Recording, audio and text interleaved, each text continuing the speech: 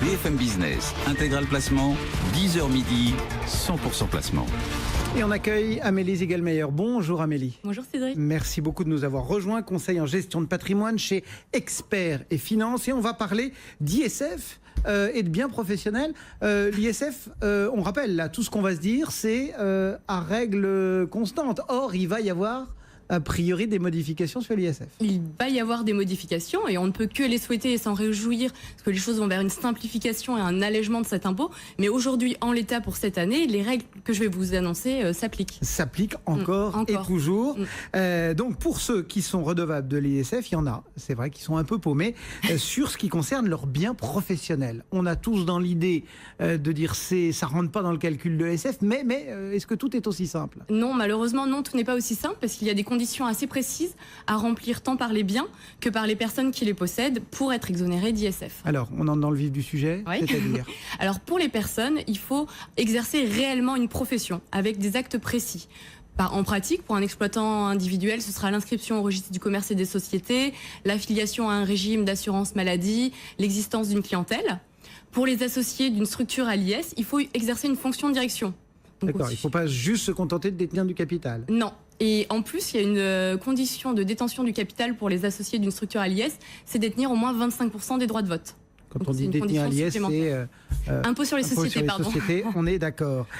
Du coup, pour les personnes, on a bien compris. Pour les biens, qu'est-ce qu'on peut préciser? Oui. Alors juste pour les personnes, il faut aussi avoir une rémunération normale et qui représente plus de au moins 50% des revenus professionnels. Voilà.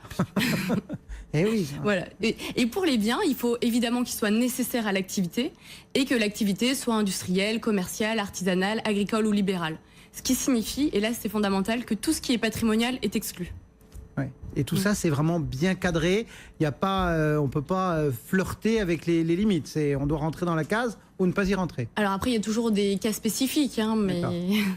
Du coup, comment ça se passe pour quand on a des biens immobiliers, par exemple, qui sont loués ou possédés par une société d'exploitation? Alors, pour les biens immobiliers qui sont nécessaires à l'activité, en théorie, ils sont exonérés. Mais là, en pratique, c'est pas aussi simple que ça. Le mieux, c'est de prendre un exemple, je pense, pour comprendre les subtilités. Dites-nous. Admettons, Cédric, que nous soyons tous les deux associés d'une SARL. Vous possédez 20%, j'en possède 80%. En parallèle, je suis propriétaire du local commercial que je loue pour l'intégralité à notre société. Je vais pouvoir bénéficier d'une exonération au titre de mon ISF sur ce bien immobilier qu'à hauteur de ma participation dans la société. D'accord. Donc 80%, ce qui signifie que les 20% restants, je dois les réintégrer dans mon ISF. Donc ça, c'est un calcul assez simple à comprendre pour tout le monde, on va dire. Oui, bon. Mais qui peut changer des idées reçues sur le sujet. Donc ça c'est donc proportionnalité, on va dire, pour les biens immobiliers. Cette espèce de règle se répercute sur toutes les catégories, on va dire. Si par exemple on parle de trésorerie, etc., c'est pareil? Alors pour la trésorerie, non, c'est encore différent parce que la trésorerie, elle est logée à l'actif de la société. Donc c'est pas un bien à part entière, ce qui était le cas du bien immobilier dans l'exemple qu'on citait. Là, pour la trésorerie, comme elle a l'actif de la société, elle est dite utile. Après, si l'administration fiscale juge que le montant est disproportionné, et c'est l'administration fiscale qui devra apporter la charge de la preuve, et pour ça, elle a tout un faisceau d'indices, un comparatif par rapport au chiffre d'affaires, par rapport aux besoins nécessaires à la branche d'activité. Là, dans ce cas-là, elle peut le réintégrer dans la base taxable à l'ISF. On va être très clair, c'est-à-dire que c'est pas la peine d'aller accumuler plein d'argent dans la trésorerie de l'entreprise en se disant je vais passer à l'AS. Si c'est disproportionné par rapport à l'activité de l'entreprise, oui. Bercy va tiquer. Bercy peut tiquer, en tout cas, il y a des cas actuellement de jurisprudence sur le sujet. Si jamais on a l'impression d'être dans ce cadre que vous posez, mais que, bon, à la marge, ça semble peut-être être contestable, qu'est-ce qui se passe? Si par exemple on ne remplit pas une fonction de direction, par exemple, ouais, si on a moins d'un certain pourcentage. Si on est un peu border, quoi. Si on est un peu border. Alors là, il y a des possibilités, notamment pour tout ce qui est actionnaire passif. C'est la conclusion d'un pacte du trail. C'est quoi un actionnaire passif? Un actionnaire passif, c'est par exemple quelqu'un qui n'aurait pas de fonction de direction. D'accord. Mais qui, ce serait quand même son outil professionnel, au sens où lui l'entend en tout cas, mais pas au sens de l'administration fiscale. On va dire les mots grossièrement. Un rentier, par exemple, qui investirait dans une entreprise mais qui n'auraient pas de fonction réelle. Alors là, par rapport à ce pacte du Treil, c'est quand même un pacte, il faut s'associer avec une personne qui aura une fonction de direction, parce qu'il faut quand même cette fonction de direction au moins sur un des signataires du pacte, puis il y a aussi des obligations de détention d'un certain pourcentage Donc ce de la pacte société. du Treil permet D'avoir un abattement de 75% de la valeur au titre de l'ISF. Donc c'est quand même un abattement qui est intéressant et qui peut être utilisé dans certaines conditions. Il y en a d'autres, comme le délai de détention. Bon, on rentre dans le cadre. On rentrait border. Bref, on s'est un peu trompé dans la déclaration.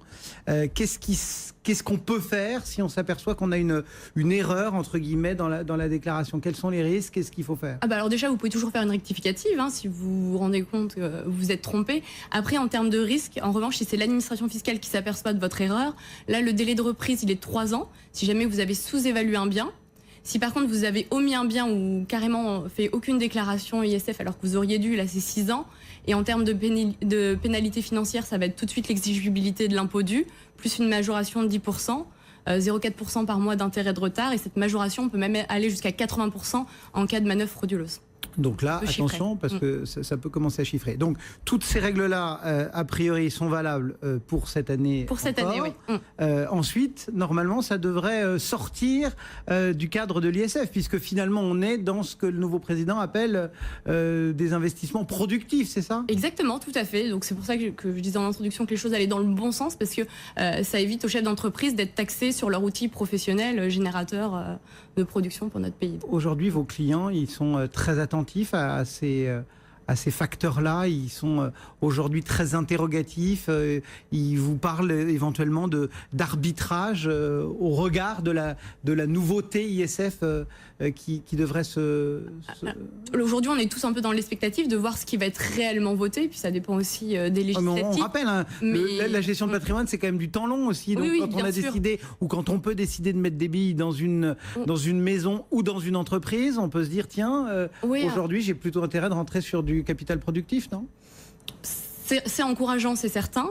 Après, on peut peut-être dire un mot sur les investissements ISF aujourd'hui qui permettent une exonération de l'ISF dans la mesure où vous investissez dans les PME. Donc on suit la logique toujours de favoriser nos entreprises. Donc il y a quand même des possibilités pour les gens qui ne veulent pas payer l'ISF. Eh bien voilà quelques idées pour confronter finalement son patrimoine à l'ISF et notamment lorsqu'il y a des biens professionnels dans l'histoire. Si vous voulez retrouver tout ça, bien évidemment, c'est sur notre replay. Merci beaucoup.